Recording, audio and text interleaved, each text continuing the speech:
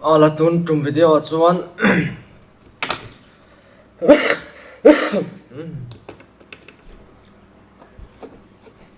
Isaiah le khabu chungchang ka soi kan zau kan tum manga soi tur tam taka ma wangin video pakhata han khung zo atan chuan a sei tham don lo tuka chuwang chuan voi ni voi thum siama te man tum mila a thatarin oma Isaiah pakhat na Isaiah chanchin shim le Isaiah pakhat nan ti mai bung khata changa bung som thum pako in carbor vela thupoi mo te le enge mot hriat tur bi ka te kha hriat tur tul bi ni alang thil tam taka oma chu min kara rengot po chuan a thui tham em awangin enge mo kha soi tum ta ila ti chuan Isaiah pahni na in kan chun zom la anga chumi nuwa pathum na ti khang ti tum ta ila tha anga a chang mal zong zong ne na soi ra la phei chuan arab thang lam deuh lek ani dona chuwang chuan a tlang pui zor zor kha in hril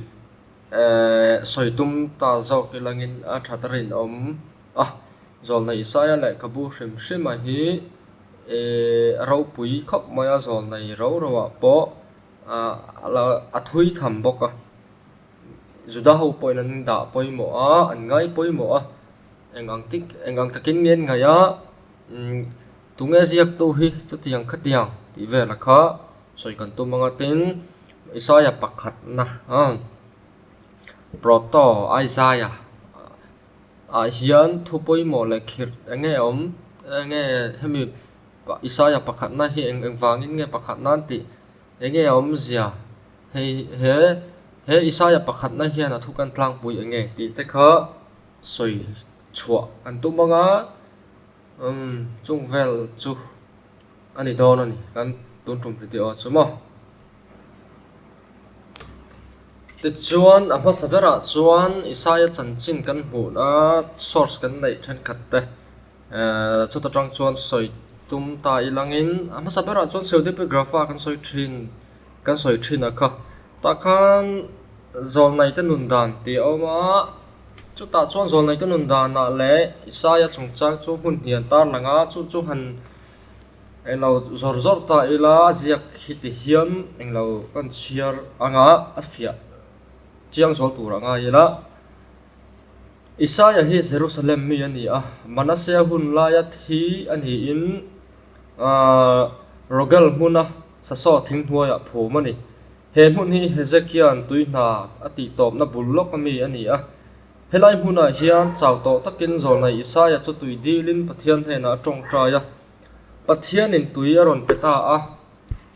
chu wangin amun hinga Silom ti inan vo aom zia chu tir ti na ani Hezekiah hun lai chuan tui zem la tui kho po siam ngai lovin zol nei tong trai na awangin tui alo chuak ani chu hemi awang hian an hmel ma ten he khopui hi an o awangin an huala nei an tum reng maya an hmel ma ta chu Silom huna anin kula khopui chu an huala zuda ho hian khoi atangin nge mo tu en nei reng mai le an ti hetia an ti chan chu Silom a zuda ho an lo kalin tui a oma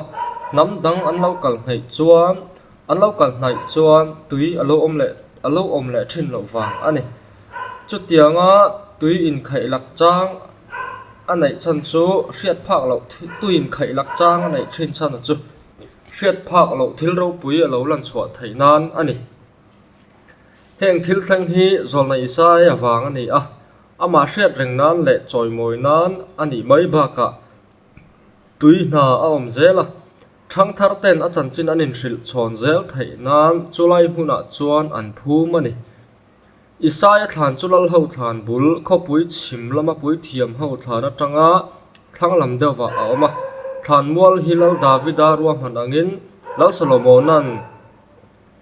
gabon atanga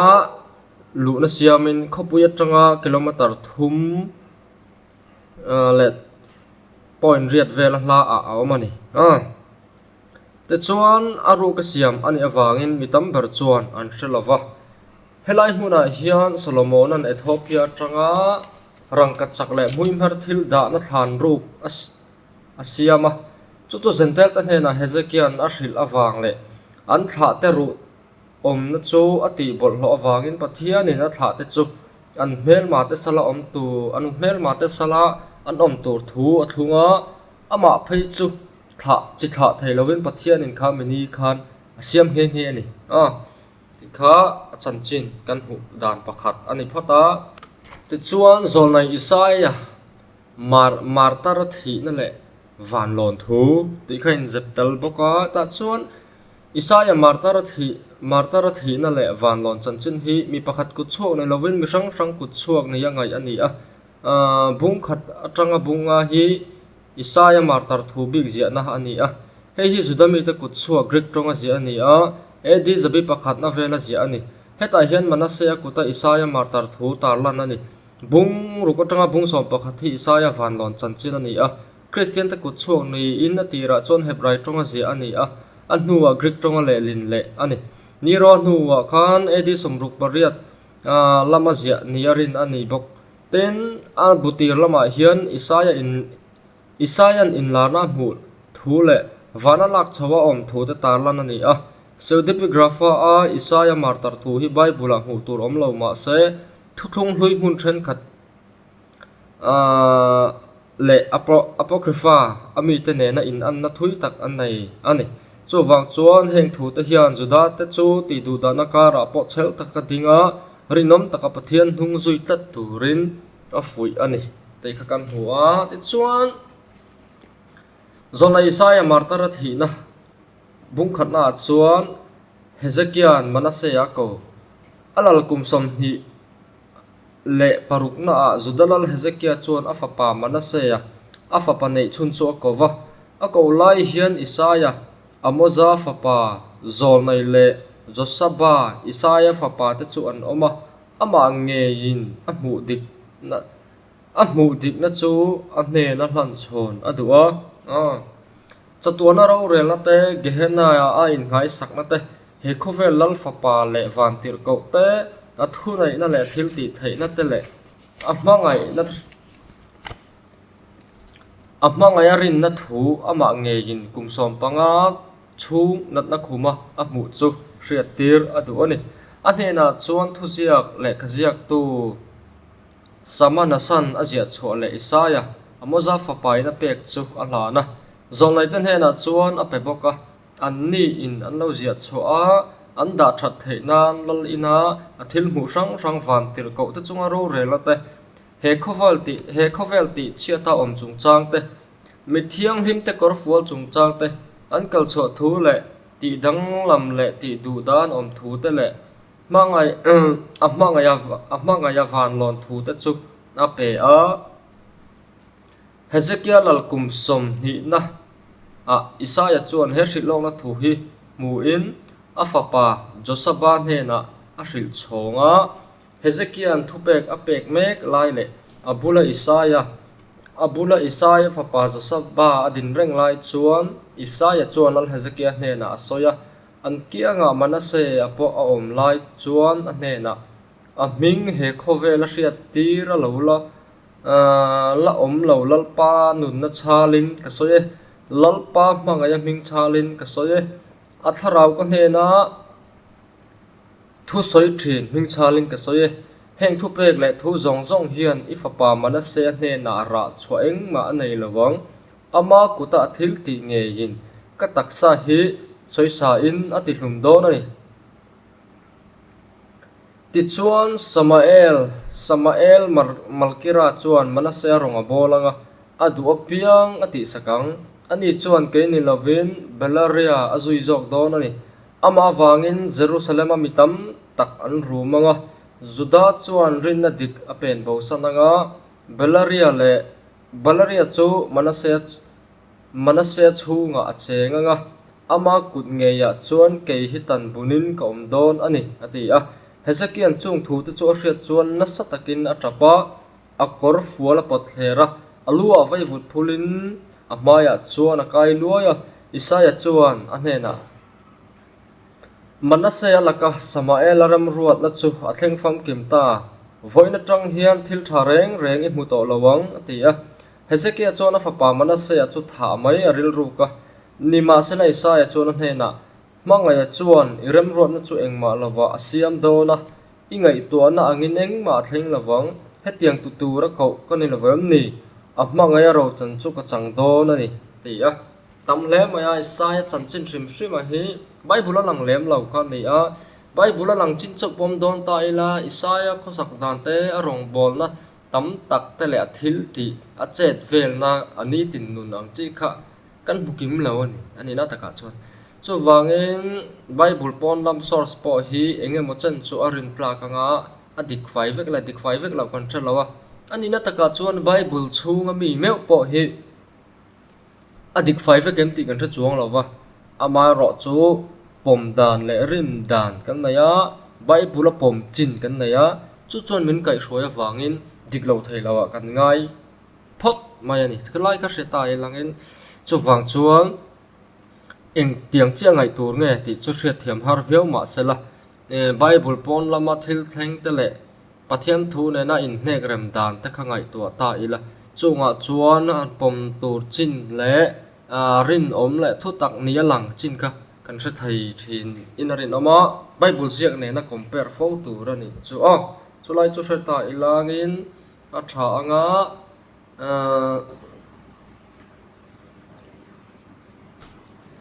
chuan khatiang vel kha pseudepigrapha kan hmu dan ani a le ka bu kha kan chiar thua ka introduction le engemaw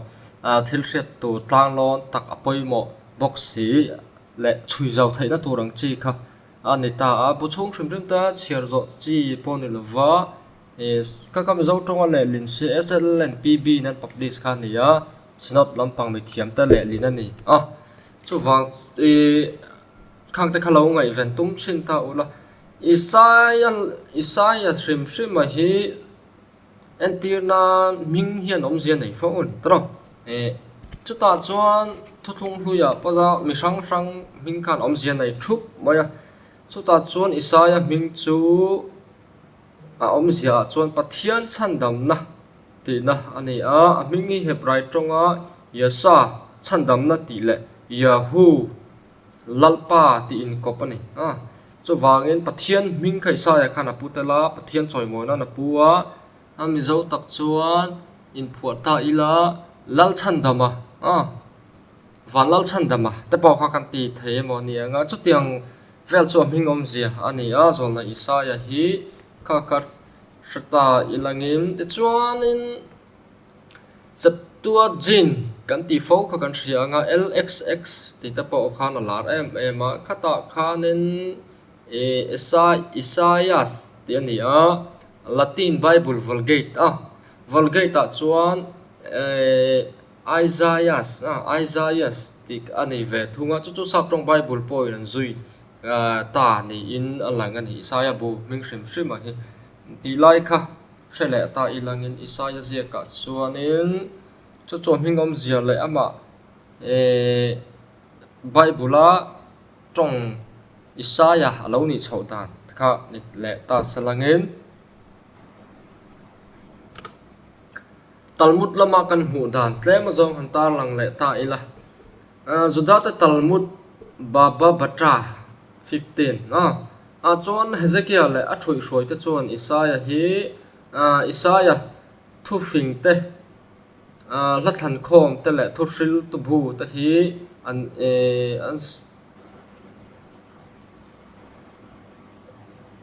Hezekiah le a thui hroi te zia ani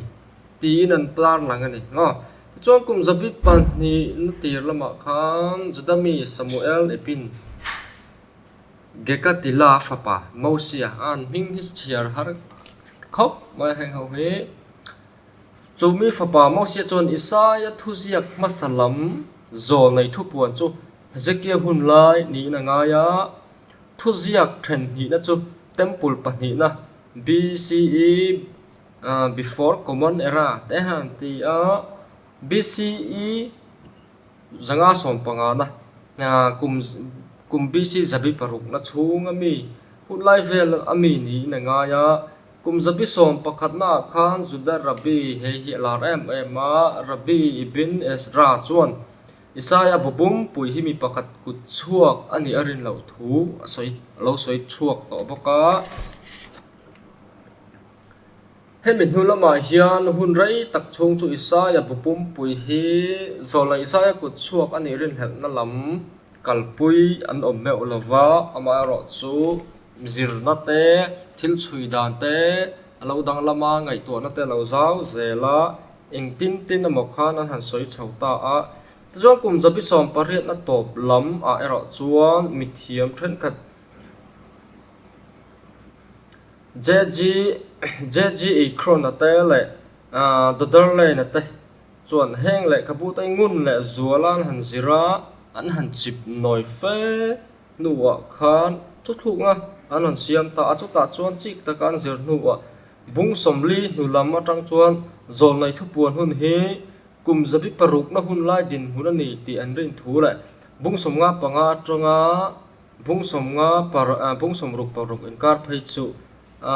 aya tlai do zo kan nin rin thu kan on puanga chuti chu na ko chu zol nai Isaiah kum bisi zabi pariat na bor velami kha an son flight hador tamai ni aum zia chuan ma chu wagen mi pakhat ku chuak vek ani lawang ti ngai dan kha ron piang chuak ta a Isaiah bu then kha ron chuak chho don tan ta ti na ani chumo thlai chu thata ela ti chuan chumi ta pani chuan bung khata tanga bung som thum pakwa hi Isaiah pakhat na proto Isaiah kan ti khawa ti inen vo a bung som li atanga bung som ruk paruk chu aziak tu tu ngen ni chia shalo ma salangin Isaiah pani na ti khan an vo ta boka an ni pani khan an le khabu Isaiah le khabun hanjir chian nu kumsang khazariat som kumsang khazasari som riat vela tang phai chuan zoi zo yin mi pakhat ku chuak ani rin na kha atan yam tuala heng mi thiam tam tak te le Bible scholar tam tak te pom dan alo ni chau zel ta ni Isaiah le kapu chu chang a chuan khang te kha Isaiah pakhat na introduction ani ta selangin chuan sti lai mi thiam than khat chuan nial tu ponong ve bok ni Dr. PC biak siam le kapu Bible le science ti ta po khan mi pakhat Isaiah ku chok ve kan yang ti zong ron hial ve tang kha an om bok am ni entir na Edward J Young thu thung tar lampang thu mithiam tak mai conservative ni bok ma conservative Christian in ti hau hin boi thak ang renga le lama chuan kapa ka chuan zol na Isaiah le kabu hi an kot tam ma thu thung tar ziak tu te poina thu thung huyamin walak chho tam berani chu wangin aziak Bible ziak tu thu thung thar ziak tu te hian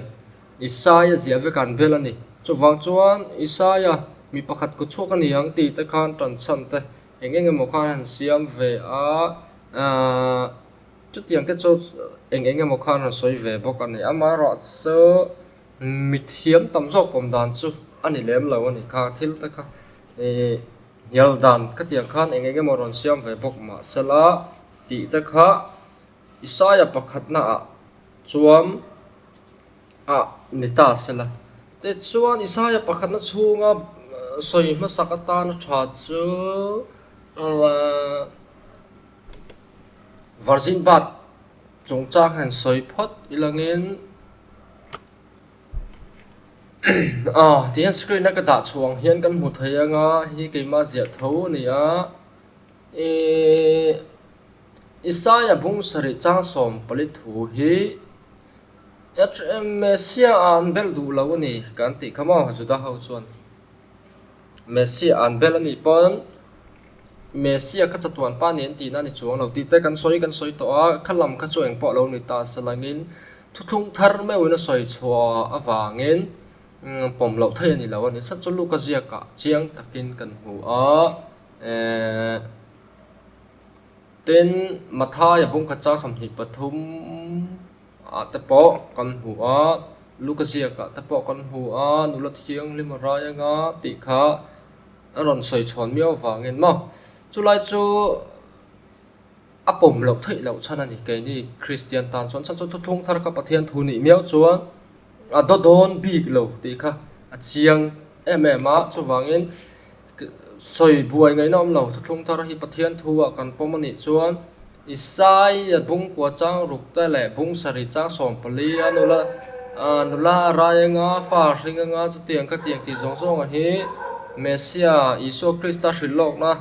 chung chang ani ti kha apom lo thei lo ni ta sela te chuan virgin tia le len tur ani yam tia mi thiam tan in hiar thina ngai da na in chen lo ma engpo ni se thumal hi he nula strong number nia h5959 lo ve en ve ta ula in theina na akhat athumal shrim mai hi virgin tina ningot lo ni nula pasal nei rual to soina pa ngai ani bera virgin ti pokok thei tho ne ko thei thua chona ma ro chu lexical meaning shrim hian chu tiang chu pong poko ngal tong lo ti na ni ber chu mo chu wangeng virgin ti hian let lo ma se poina om chuang ho lova virgin ti an le lo wangin a virgin lawang ti na phei chu ni chuang reng lo ti ta ka ta ila ti chuan bible le lin kat khai khinanga enula kha heb rai tong kha alma kha en tin ngen le lin thin ti kana ti kha bible chang enula genesis bung som ni pali chang som li pathuma chuan NASB in maiden nan ti phota KJV in virgin NLT in young woman NIV young woman GNB good news translation na khama good news bible kan ti maya kha chuan young woman ASV maiden and KJV KJV hi virgin an war fal dawlak don ni na langa Exodus bung hi chang re ta KJV the maid NASB the girl NKJV maiden NLT the girl GNB the girl ASV maiden KJV po in virgin ti chuan let 5 vek ho lo mo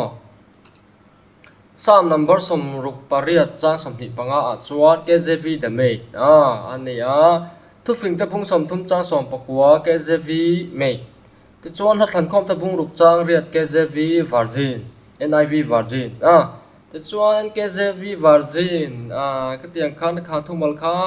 aneng lo le lin dan sang oma Isaiah bung sari chang som pali chuan good news bible chuan young woman tin da abak version lar tam taka chuan kan huang ken virgin tin da afeka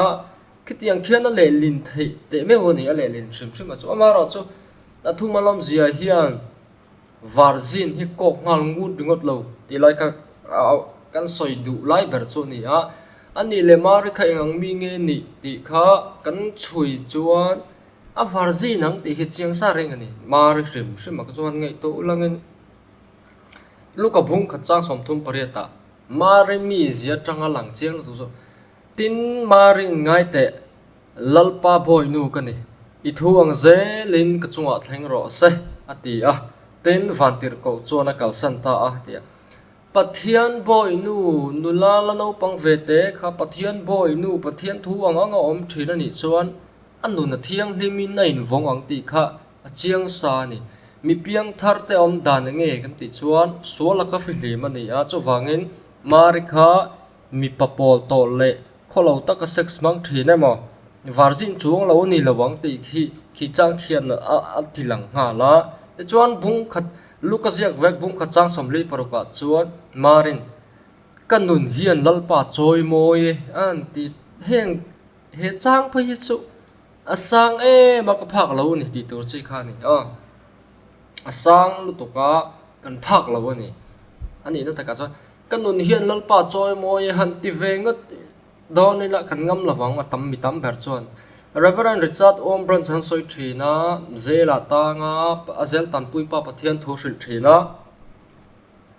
ti chuan a chhualo hun ta si zel tan puipa hena khan ti ngei na hret lo chuan Isu chu la le chandam tu ai pomem in hlan thayem ti vela a han ngen khan atan puipa khan rin lo lutuken Isu chu eng ang mi nge ti na so ta chu ta Richard Om Branson Isu chu keimang hi ni ti topa chan na tur dang asalo ma se kha reverend nanun khan kha atan pui pa khan he le ni tur ni Isu chu nang mang hi ni chuan ka zui ve thu ati yen ti chu mi then khata chuan Isu chu kai mang hi ni pola po in Krista zirtu ka ni nang ni po mizir tu ni ro han ti khat tiang level kha chu asang maya chu wangin nulala lo pangte ni bok anu nei na pathian a choi moi pathian ring tu ka nei he kan nang hian nung ula nang ni pa pathian ring tu ni ve ma yang ti level kha asang ni chu level a chuan mari om chuan a thiam limang ti hi chiang reng ani khalai shrim ta po kha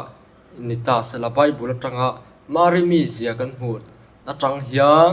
mari hi avar zin nge yang tin ala no panga ala upa bok lova a fel bok si a pathian tri bok si chuan varjin lo na hun po nei lo ti na ta po ani zel ani chu wangin anun dan shrim man hian varjin lo chi ani lo ti kha a chiang ve shrim mai mo chu wangin mari hi eng ti kong zong po in a varjin nge yang ti chu kha khan min nem nge sak ani bible khan i kha ba ka chana chiang om chuangin ka ring lawa chupa chuan ti ai chuan anu na tang le akum zat ngai to in pathian ti box si a thiang hlim em a rin om box si chuan a varjin lo thei lo chu wangin varjin ti le lin ka sual am chuang lawani ti kha ka soi du lai chu ni ya isaya bung khata tanga bung som thum po in pako in kara nial na chuak zinga chuan in nial na sa ve po tak ni na lang ani he no thiang hlim chu araya nga ti chove la he khalai kha athu pakhat chuan ni ta sela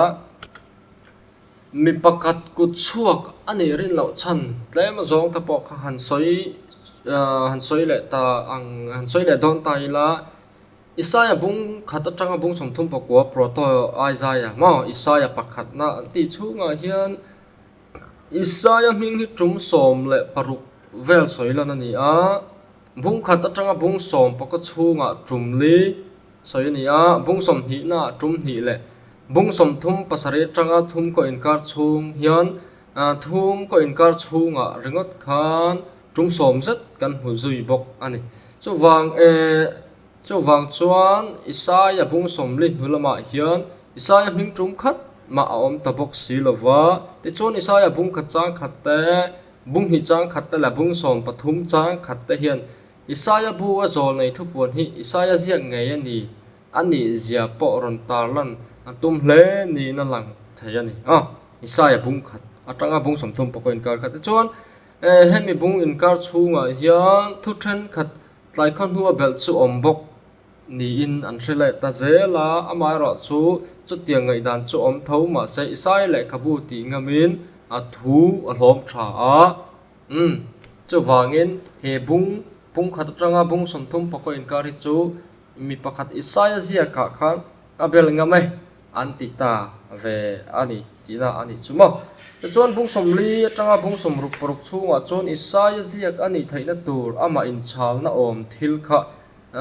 ma akan huang chi kha om to lova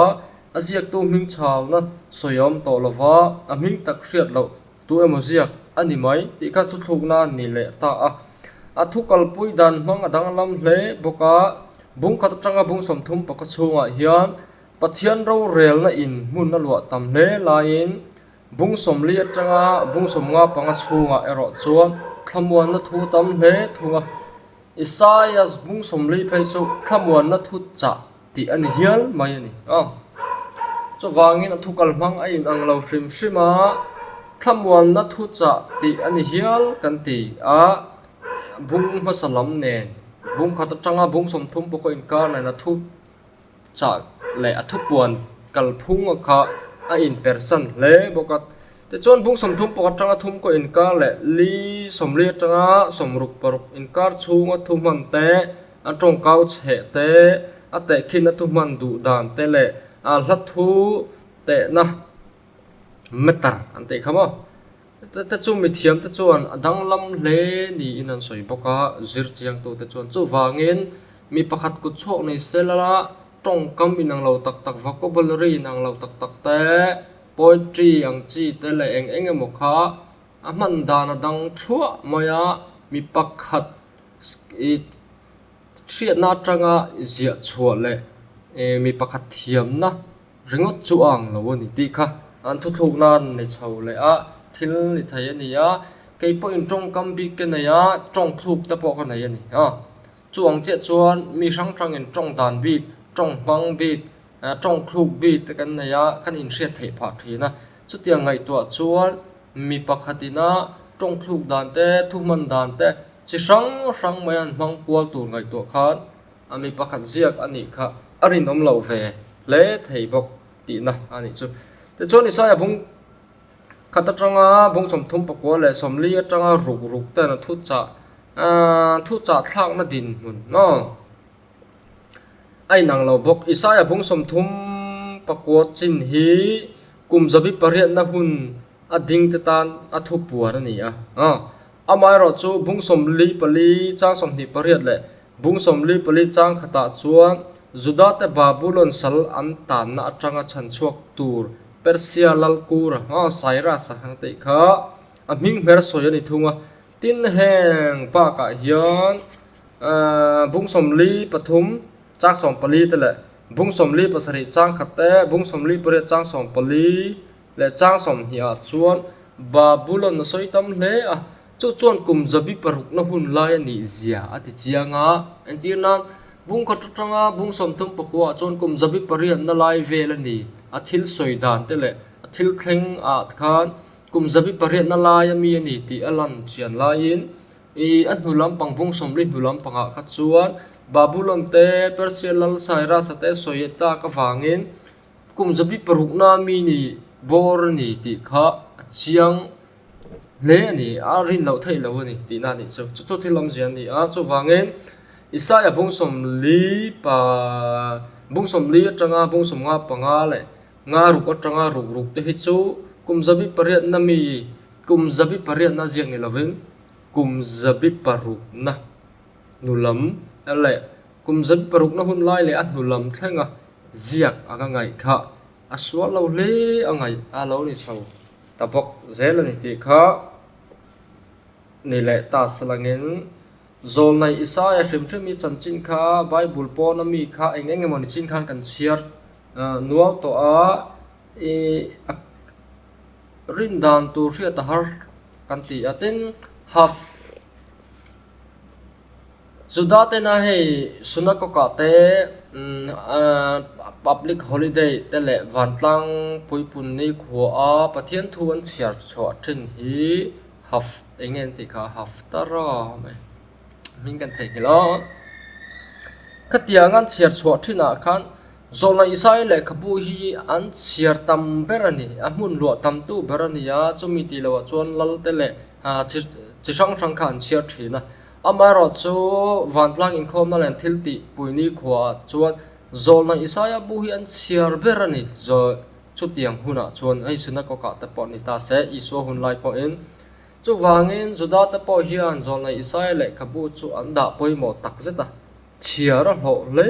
a in an ngai thu pui tak zeta rabbinic literature po jews the bible ta kan ho da ne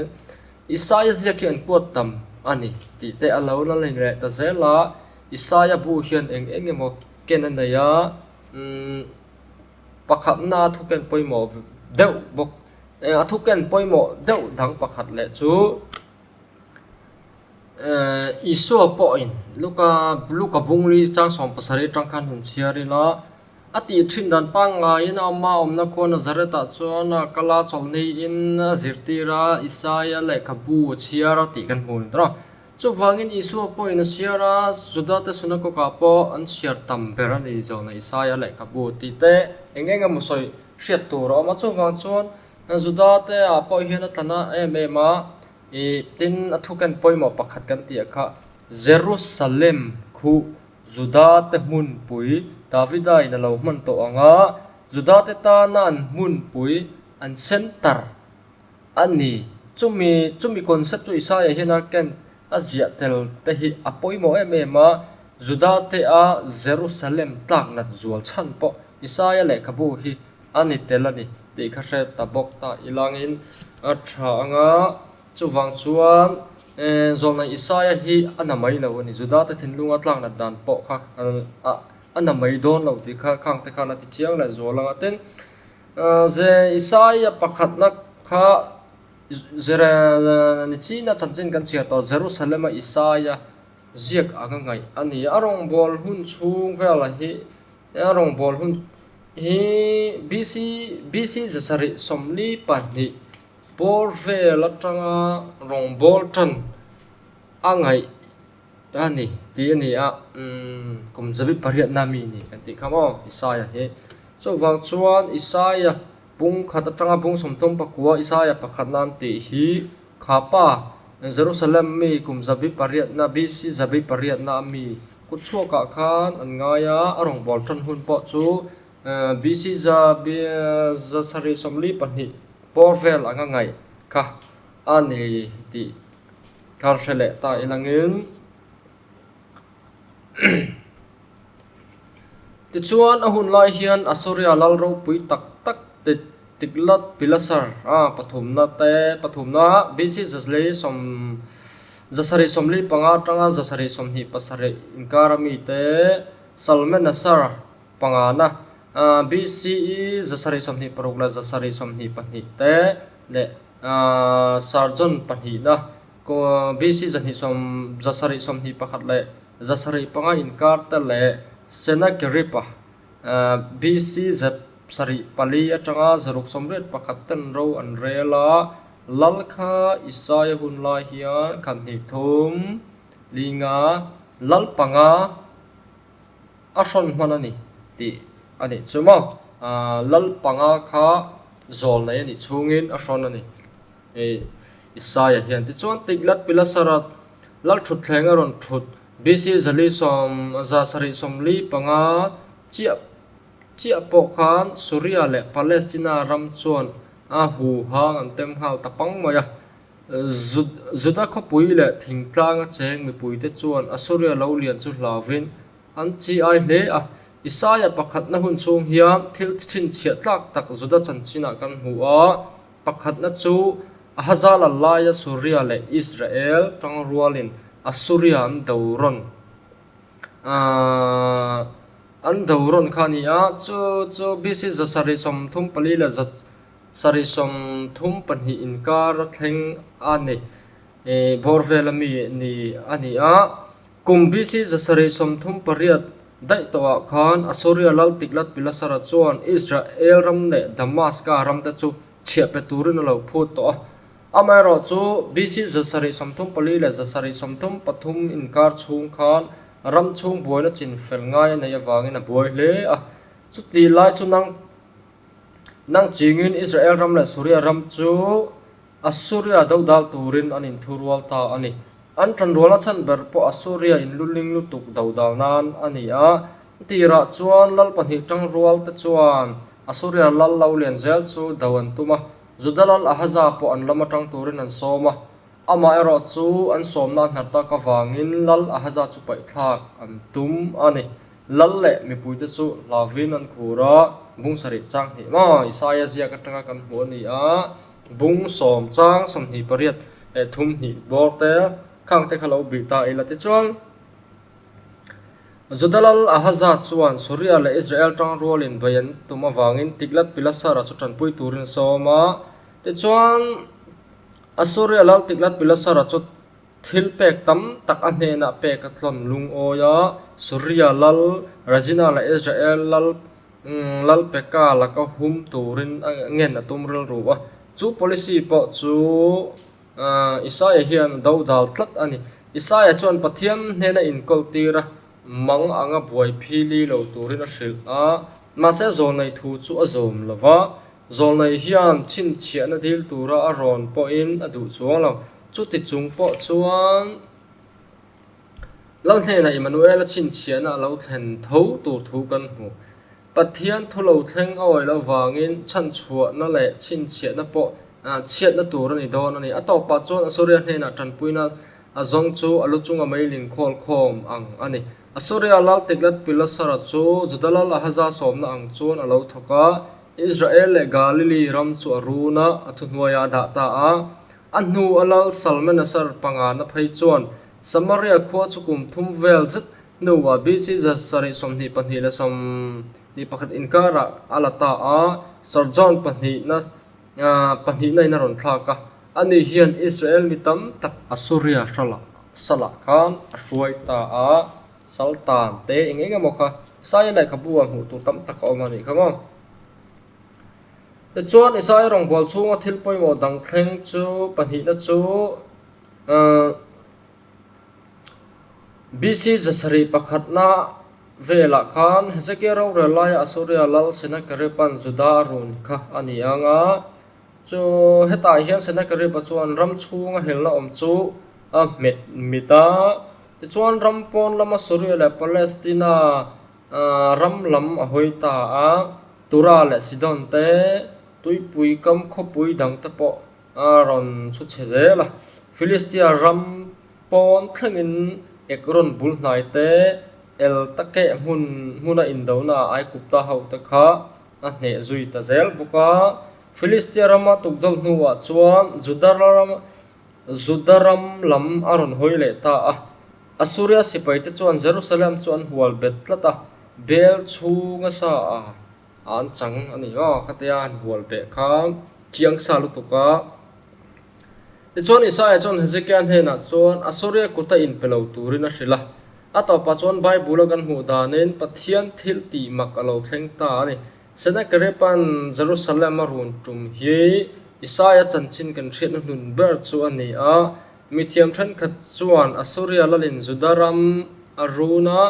Assyria sipai te anthi buai hun hi BC zaruk som riat pariat vel ani anti a chu tianga ngai po chu an om boka chu ti ni chuan Isaiah pakhat na hi BC zasari ma deu emo nu deu emo ziak ani thayang azia hun po kha thil chiang takom lawa ama in na ziak lang tel box silawa chu wangin buai na neu kha tam takom mani Isaiah chanchin shrimshima hian chuan a bu chhunga tanga thil poimo tak tak kan hmu thei ta khan tar lang le zor ta ilangin hun khatna chu khotlang diklo na so soi sel thu bung hi tanga bunga inkar ani a pomdan tlang lon bera chuan hei hilal uzia thi kuma tangin a intana chu ti ani chuan kum BC zasli somsari pa BC zasari somli pasari bor aniang atanga zasari somthum panga inkar hun chung vel ani thai tura ngai ani a heti la hian ram chung aral muang via wa elebara an hiang nar in an tlei boka amai ro chu million le mite te inkar ro chu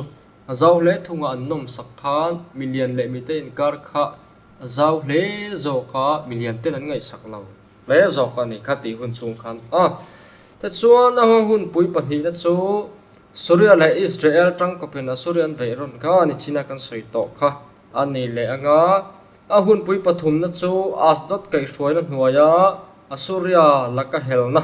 BC zasari som pathum atanga som pakhat inkar chungchang ni in bung som atanga bung som ni pathum inkara kan hua khang khalo bi sau tai la Bible khalo chiar ta elangin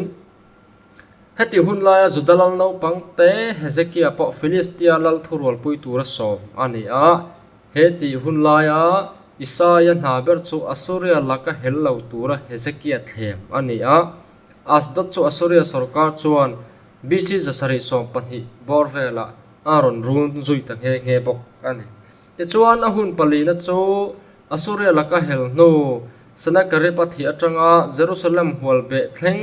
ani a chu bung som ni pariat atanga chomthum pani le thum ro atanga thum ko a ta khan kan hu chun zom ta boka ti chuan a he bung chang ina bung khat atanga bung som thum pako in karina athukan tlang pui chu khai khom na a chuan bung khat chunga hian zol nei hun lai te Judah le Israel rama hlem hlet na le chiat na lo thleng mek te pathian ro rela lo om tur te kan hua bung hi atanga bunga inkara hian Judah le Israel chunga ro rela lo thleng tur chungchang kan hule a bung ru atanga bung som pani na inkar bora hian Isaiah chanchin kan hutam hle a pathian ina kau dan te chin chia na Emmanuel pek ani thu te Messia thilo na thu te le Messia lalram dan tur te kan hua zon bung som pathum atanga bung som hi pathum inkar chunga hian an chevel nam dangte tinan Babylon Assyria Philistia Moab Damascus Ethiopia le ai kupta Asdod Duma Arabia mo tura le nam then khat ta chunga zol nai thu cha ka kan mu le ta a chuan bung som hi pali atanga hi sarin kara hian Isaiah bukhu honna antia hemi bung inkar nge nge a leile van ro rel sak tur thu te pathian ne na lo thleng tur lo la om tur chung chang ti vela kha soi chu ani a chumi chung chang chu kan hule a bung som hi pare ta changa bung som thum pathum inkar bora hian Jerusalem chung changa ti thaina le beiseina kan mu a bung som thum paru ka changa bung som thum pako inkar a hian Isaiah le lal Hezekiah chanchin kan hu a Jerusalem hualani thu te Hezekiah damlo thu te le a faknal hla phua ta kha kan huwa khang kha thukan tlang pui eng le khati hun lai ya Isaiah pakhat nai na ronga bola a chet vel dan le thukan tlang pui eng ma chu ani a ta khan thil chin chi ngai le enge ma soi zui ngai om chu enge Emmanuel chin chia na te khan ni nga tro kum zobi pare na sarkar ro pui berka Assyria ni a sarkar na huaya om chia pe po khan tame me mani kati hun lai khan mo atina Assyria lal tiklat pilasara laulian zel kadang turin Israel Assyria ram chu in thurwal sina kan sai to angkha in thurwala khang ho ta po kha khal pa laulian zel tur danga chi ol te le nge ma wanga buai an ni a an du lova kha pa laulian zel kha ti chu wangin an in thurwal kha ni a ma se judalal ahaza kha an som khan atran rol pui ve du lo ni ti ta po kha kan that to a chumi khang vel zong zong kha kan theta a ti chuan ni china kan soi chi kha nula pakhatara yanga fa pa hringa nga minga Emmanuel adiang ti kan ni a nok pang chuan thil tha le thalo chiar thiam ma tangin Jerusalem ron regrap tu te chu ti triawan ni anga amai ro chu ahaza hiam thu cha chu apom lo wangin chan chuan tur chin chia na po kha chia na to ni dor ani ti te kha china han kan sei zuai to kha ani ya chu wang chuan Emmanuel mingom zia kha kan he na pathian om alar hle mai tro he chu pathian kan bula ding ti na po ani thai anga kam pathian ni min chan puya min om pui tlat ani kan lama pathian atang ti na tuk ta po ni anga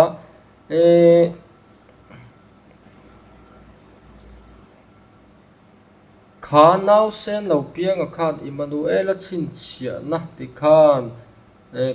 hun harsa le eng ma boyan to po a chan chuak tu chandam tu ti lam kha Emmanuel chin chia na chu ani anga chu mi chu tu nge ni chon Hezekiah ten bela kan te kan soi to khamo khatiang khathil om zia chu ni nga tin Isaiah khan Messia chung chang asoi rengan ti chu thung thare minim he saka wangin ke ni tan chuan thil chiang tuk ani ama ro chu mi than khatan chuan an pom lo wangin boira tam tak om thei o me chuta chuan Emmanuel lo piang tur chulal tha atanga be sei ani thu kan hu a Davida tha atanga lo piang tur ani ti te Messia ti chu Hebrai tonga mi riak ti na ni ti te kan ria pui thiam ni tur te lal ni tur te zol nei ni tur te po riak ti trong kam an man thin na tho kha ani ti kha ta ila chu wang chuan pathian mi than pathian ni na an kovel chan dam tur le Israel te po chan chuak tur le kai hroi tura mi thana kha ani ya chu wangin riak ti zong soi ai chuan chosen one mi thana kha ani ti ta kha các tiếng gió khan siết phía ol zok mà mấy thấy nè chú vang chuan các tiếng gió khan Messia siết thì mít hẳn na anh tí lại kha siết thiểm tum ta ila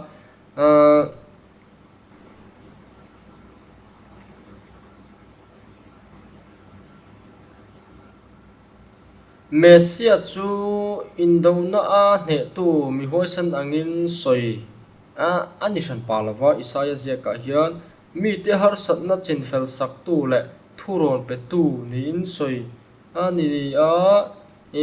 helai lunga hian pathian ro pui zia tar lan na ta na pathian ayo tu tur ani dona chu Isaiah zia ka tanga kan hu dan nei nakina Isaiah pathi na pathum na ti ta kan thlan chau hona phai chuan mi kha message rilok na kha in phum ru ni kan riat thai nia langa te kha chiang le zualin soi kan tu ma chu wangin zol na Isaiah na zia hi thuthung thari min nem he saka wangin Isaiah bung ko chang ru ka mi hi messianic prophecy ni ngei ti kha ke ni tan chuan a chiang ani tin zol na Isaiah soi rim rim a hi Emmanuel sin chiana ti ta hi chan chuak tu chan dam tu khatiang kha thilom zian ni ya lana wang le naw lo piang tur po kha miro pui tak ani don ti chian em awangin Hezekiah chungchanga chon lo bel ma sa po ni se dual meaning nei ti na khala ni don ta tho thawa chu wangin a dual meaning a chuan messianic prophecy ani ve rim rima Juda ten an pom du lo len be sei lo wang hian thil thlengwa sela messianic prophecy ya chuan thutung tharin min nem het saka chu atok viau ani ti kha elai chungchang hi chuan soi thei dan tok ni ta salangin ani lo chuan abak source tha kan nei reng lo ani mithiam ina ti ngot ai chuan bible min nem he sakani kalai khat poimo ta salangin ti chuan Isaiah pakhat na chungchanga chuan soila ta na tha chu khu hon na ang chi kha om ve em tin hinia atam zok ki poetry anga zia ni te han ti Isaiah zia khrim shema hi